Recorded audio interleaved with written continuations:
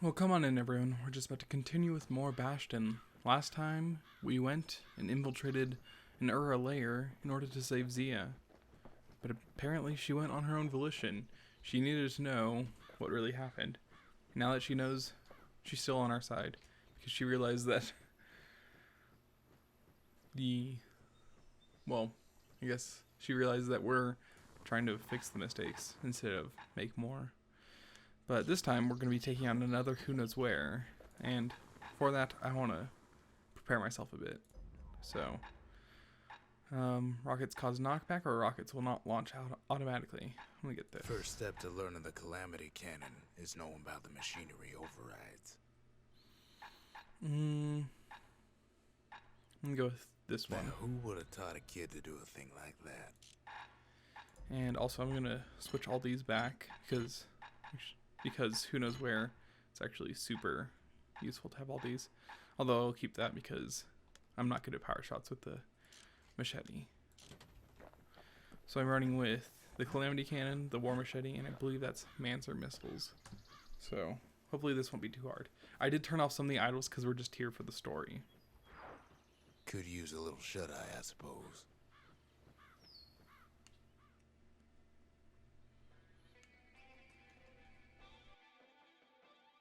Zolf had difficulty telling me his story. Haven't heard it. I could understand why.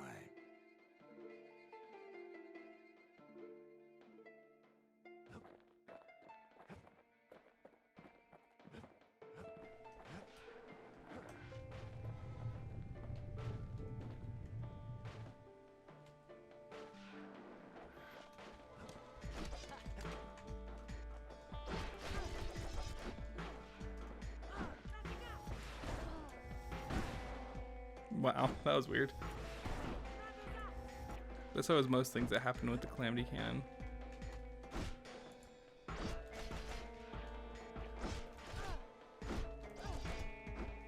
And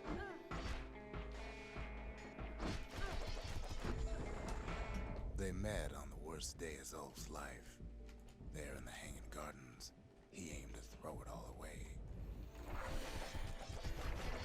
I ended up disabling the gods because it just made this whole thing take a little too long and made the story flow a little less well. So, in case you're wondering why they're not dropping red things, little red bombs, because it just goes fast without all that active. And there's less fear of damage from getting so close to them, and they move slower, so I can just do this. It wasn't the first time Zolf had nothing to lose. He was born to a simple Ura couple who didn't last long before plague took him.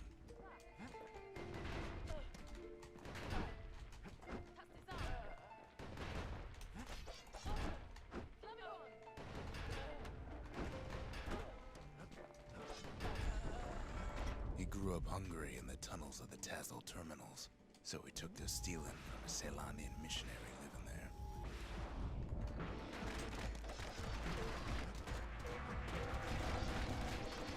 And without Hensa active, you can just stand at the turrets, slice them up, and maintain decent health. I said decent, not great. And please just throw one straight. I want to poison him and get health back, because that's the best way to get health back. Oh, come on. There we go. I'll just get up close and personal because, well, it's the easiest way. He once got sloppy with his thieving hands. The missionary caught him, but didn't rat him out. Instead, he offered to take him in.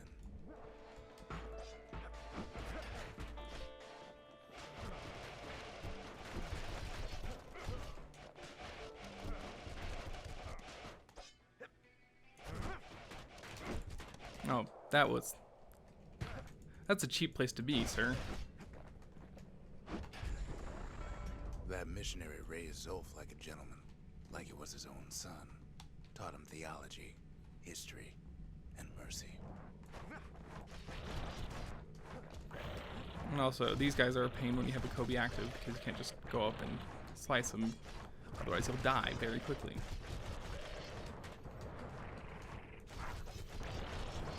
and we're just here for story's sake. I will be taking on every Who Knows Where later with all 10 idols active, and that's gonna be fun. So then you'll be able to see some difficulties and annoyances and all that, but for now, we're just... When the missionary passed away, Zolf promised to continue his work to bring about a lasting peace between the Ura and Caelondia. Right now, we just want more story.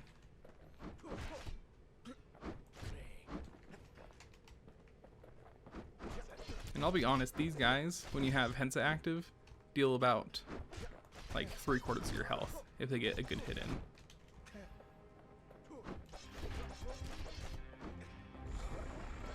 Zolf started teaching the missionaries wisdom to any Ura who would listen, and listen they did. Artichokes? I think the artichokes are gonna be here momentarily. Yep. I'm just not gonna deal with him. That's how you don't deal with artichokes. Just like that. And poison it a little bit and just blow it up. Oh, come on. There we go. Did they just die when you kill the artichoke? Because if that's true...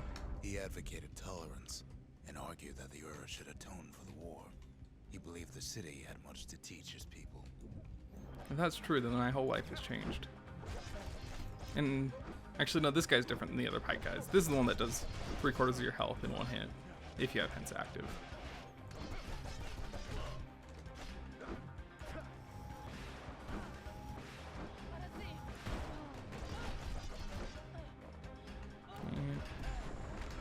However, Zolf felt he could only do so much in the Tassel terminals. He needed Caelondia to know the Ura had changed.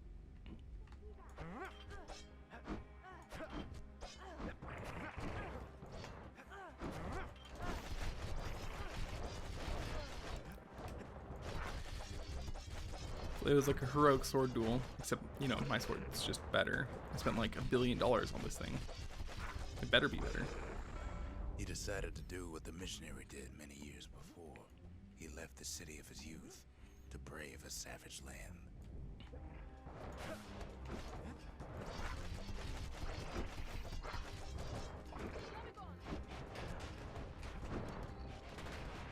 Oh, come on. Why would you counter?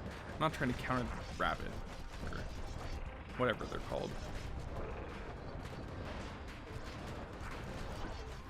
And... oh, come on. How did I miss? That's just dumb. Get some health back on these guys.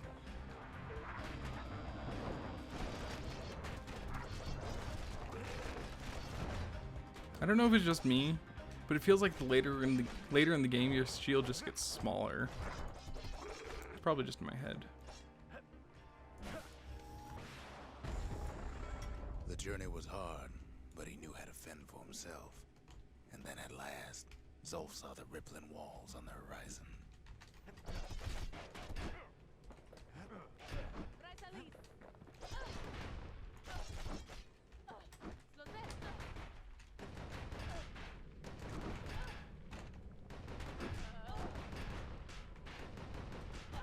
This one fires a lot of bullets. That is a lot of bullets. He endeared himself to city folk straight away, and in turn he fell in love with the city and its people. One in particular. And here we just have a mess of rattletails. So let's just try and get them to gather up, hit them with one Mansur missile. Or not. There we go. Just get rid of the turret. And almost good.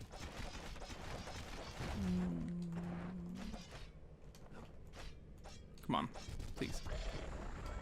This young lady was fascinated by the Ura, but she never met anyone like Zolf. She told him she knew all the city's best kept secrets.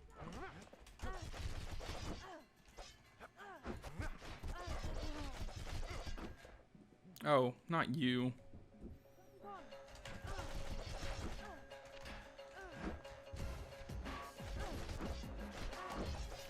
That's actually I don't know the technical name. I think I just call them the Ura trappers because they have those darts. The darts can go through your shield when you're too close. I forgot. That was my bad. The Hanging Gardens was their favorite spot. It was there that Zolf clasped her hands and proposed in proper Ceylondian style. Oh, you.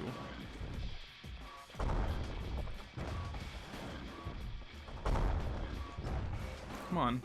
You're not going to take any damage from that? There we go.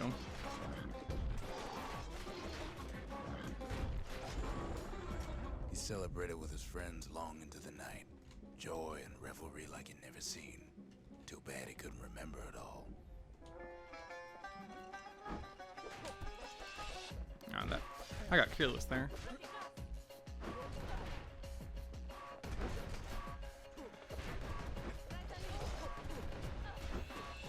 Oh, don't want you to split up because then I can't block all of you.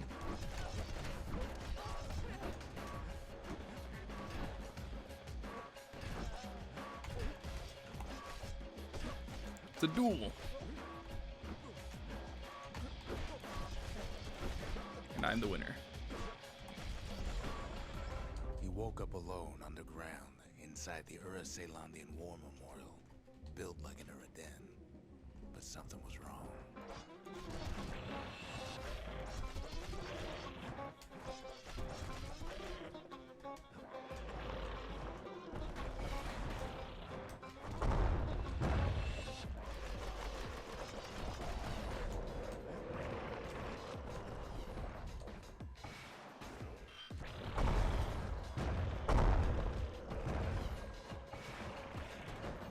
You know, one thing I gotta say about the Mansur missile compared to the dual decider is that I don't have to worry about. He emerged from that hole in the ground into a waking nightmare. Everything that wasn't gone was twisted upside down. I don't have to worry about the blast back. Oh, I forgot you can't move when firing this. Yeah, this is a good way to take care of stink eyes that I forgot about. Is you aim away, press shift to the last second. Oh, I mean it's better with most other guns. It's not very good with the Calamity Cannon, but considering how powerful the cannon is. The world was frozen, air thick with ash. What few faces he saw on the street stared back at him with gray and vacant eyes.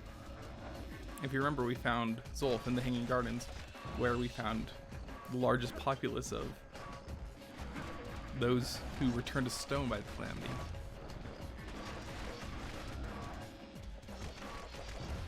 There's a lot of turrets.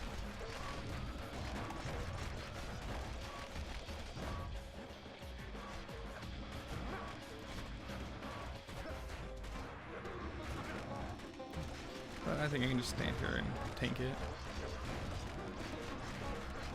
Yeah, Leechate is so powerful with the machete.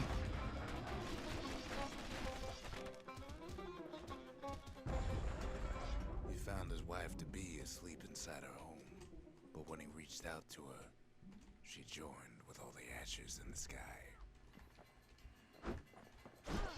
And hearing that, I can't help but wonder if his intentions, his motives behind everything he's done was something more personal than he was letting on. It wasn't about his people, it was about the woman he loved. Just some food for thought, I suppose.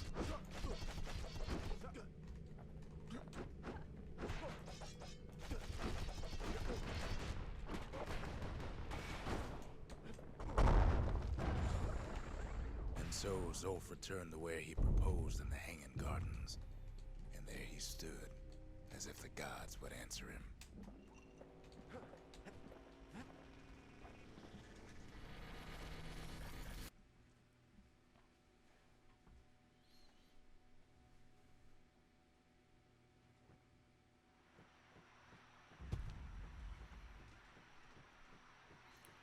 So now we know a little bit more about Zolf.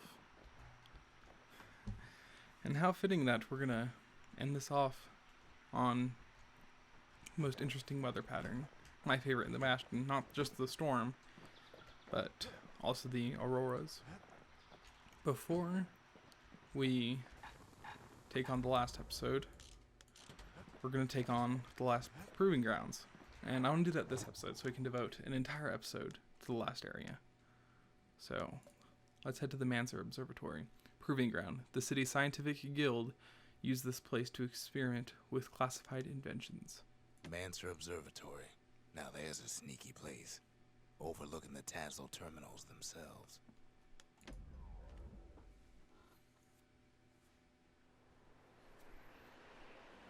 The Ura probably didn't know they were being watched from Mansur Observatory.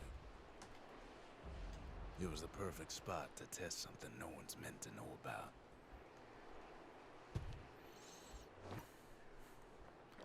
This Only trouble was disaster. something about the place drove the Windbags crazy. Honestly, this, you could say that this proving grounds is mostly based on luck. We have to kill. If a thing like that takes getting used to, gotta point her in the right direction. We have to get rid of 70 windbags before they take out these conductors. And in order to get full, I almost said full synchronization. This is not Assassin's Creed. In order to get all the rewards, we need Whatever to gets in her way is in the world of her, but she ain't the fastest thing. get rid of all the windbags without them destroying a conductor.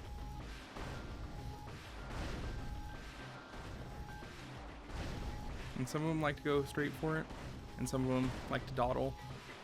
But either way, oh, and it's okay if you take a few hits, because how'd you get there? And I just killed one myself. I have no idea how he got through. But this sucks. I think I'm going to die, actually. Oh well, yeah, just do that. Oh, I forgot. There's chances. Let's just destroy those. Save them the trouble. When the Windbags caused enough trouble, the Mansurs conducted their most secretive research far east of the city.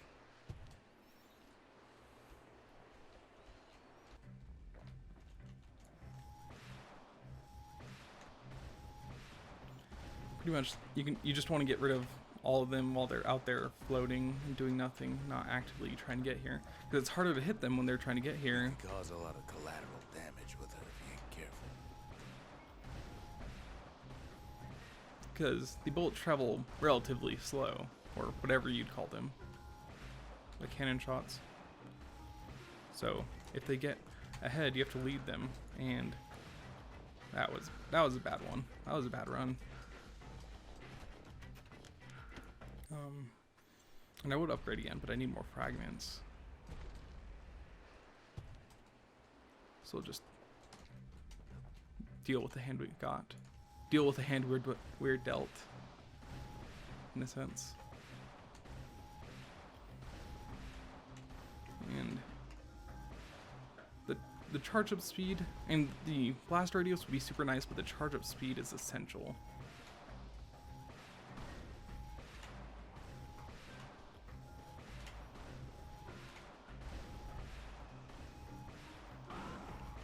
Engraver Gimlet's nice, but it doesn't really do much because one shot will already kill anything. So it could be useful if it wasn't already an extremely powerful weapon.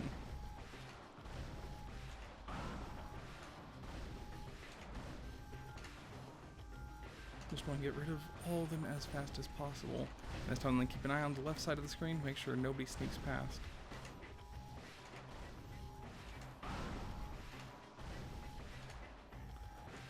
And yeah, like I said, a lot of it's based on luck, depending on how aggressive they are. Because sometimes they can be like this and just dawdle so much, that it's just a joke. Well, that experiment was a rousing success. Other times, they'll sneak around your peripherals and you'll be screwed. Something wrong, something burnt, and calamity rockets. I wish I could show this off here. Calamity rockets, it's like, okay, so you know musket barrage or musket salvo? You fire like 10 musket shots immediately. It's like that, but with the calamity cannon. It's a little ridiculous.